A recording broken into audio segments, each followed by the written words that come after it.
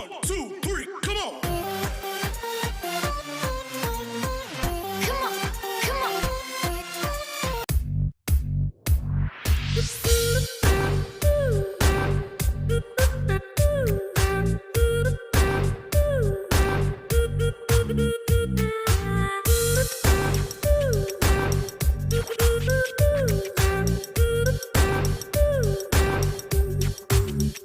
Chào các bạn, hôm nay nấu nước ăn thật sướng sẽ vào bếp và hướng dẫn cho các bạn làm thêm một cái loại nước chấm mới nha các bạn. Đó là nước chấm chua ngọt. Nguyên liệu của mình hôm nay gồm có nước mắm nè các bạn, nước lọc nè, đây là đường cát trắng nha. Ngoài ra mình còn có đây là nguyên liệu không thể thiếu, đó chính là chanh nha các bạn. Mình có thêm một ít tỏi băm và ớt sừng để tạo màu nha. Bây giờ mình sẽ đi nấu nước mắm nha. Mình sẽ cho vào đây là 400g đường nè, 200g nước lọc và 200g nước mắm. Nấu ở lửa nhỏ cho nó tan gia vị nha các bạn. Trong cái thời gian mà để chờ cho cái nước mắm của mình nó tan gia vị thì mình sẽ đi sơ chế chanh nha. Thì chanh này mình cũng xin nhắc với các bạn là các bạn nên lựa những cái quả chanh mà nó căng mọng và mỏng vỏ đó các bạn, để nó có được nhiều nước hơn ha. Bây giờ mình sẽ sơ chế chanh và vắt lấy nước cốt với để mình vắt xong rồi chút mình sẽ định lượng cho các bạn luôn nha. Và đây mình sẽ vắt nước chanh, mà các bạn cũng lưu ý cho mình là cái chanh đó lúc mình vắt á thì các bạn vắt nhẹ tay thôi nha. Tại vì cái vỏ chanh nó có cái tinh dầu á, nếu mà mình bóp mạnh thì nó sẽ văng tinh dầu ra và nó làm cho nước cốt của mình sẽ bị đắng nha các bạn. Nước cốt chanh mình cũng đã vắt xong rồi các bạn ơi. Thì bây giờ mình sẽ hướng dẫn thêm các bạn lấy thêm một ít cái tép chanh nữa nè. Ở đây mình có cắt sẵn và bây giờ mình sẽ gỡ một ít tép chanh này ra để chút nữa mình cho vô trong cái nước mắm chua ngọt của mình á. Thì cái phần nước mắm của mình nó sẽ thêm ngon. Lúc mình chấm mình cắn trúng cái tép chanh á, nó rất là ngon nha các bạn, nó chua chua và ngọt ngọt, ngon lắm. Và nó làm cho cái chén nước chấm của mình thêm phần bắt mắt hơn nữa nha. Đó, tép chanh nè, bây giờ mình sẽ tách ra.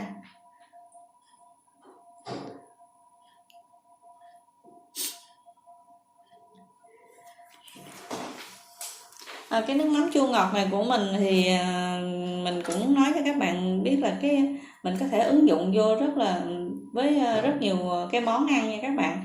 Mình có thể chấm hải sản nè, những cái món ốc của mình á, hấp ốc luộc của mình á, mình đem ra mình chấm. Và mình cũng có thể chấm gỏi nha các bạn. Và hôm nay mình làm cái món mình có làm cái món gỏi cuốn á, mình cũng chấm với cái nước mắm chua ngọt của mình luôn nha. Rất là nhiều món khác nữa nha các bạn.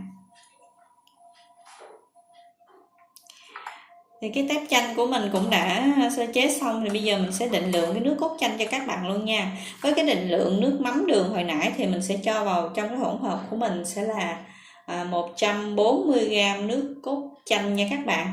Và các bạn cũng có thể thay nước cốt chanh này bằng nước cốt tắc vẫn ok nha.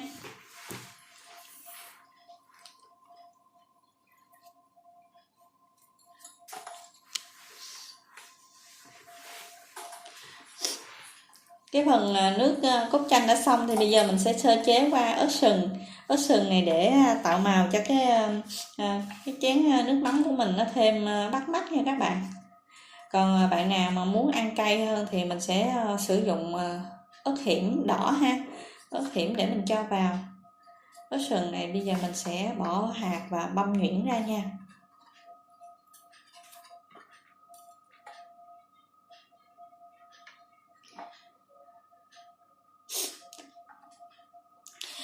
Với bất kỳ một cái món ăn nào á, thì cái phần nước chấm của mình nó cũng rất là quan trọng nha các bạn.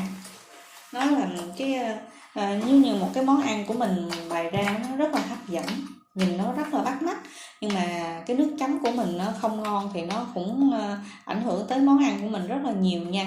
Nên hôm nay mình đã hướng dẫn cho các bạn cái sốt chấm mà nó có định lượng đầy đủ cho các bạn để các bạn có thể dễ làm để chấm với tất cả các món mà món ăn mà quán của mình hoặc là gia đình mình muốn làm nha. Với cái mắm chua ngọt á, mình thấy cái vị nó chua chua ngọt ngọt, lúc mình ăn mình chấm kèm với những cái đồ ăn của mình á, thì nó kích thích cái vị giác của mình đó các bạn, nó làm cho cái vị giác của mình nó được kích thích, mà nó cảm giác là nó thèm ăn rất là ngon miệng và ăn được rất là nhiều nha các bạn, mình không có bị ngán á, nên mình rất là thích cái loại nước chấm như thế này ha. Đó, bây giờ mình sẽ bằm nhuyễn cái ớt này ra để chút mình cho vô cái nước chấm mình cho nó thêm bắt mắt nha.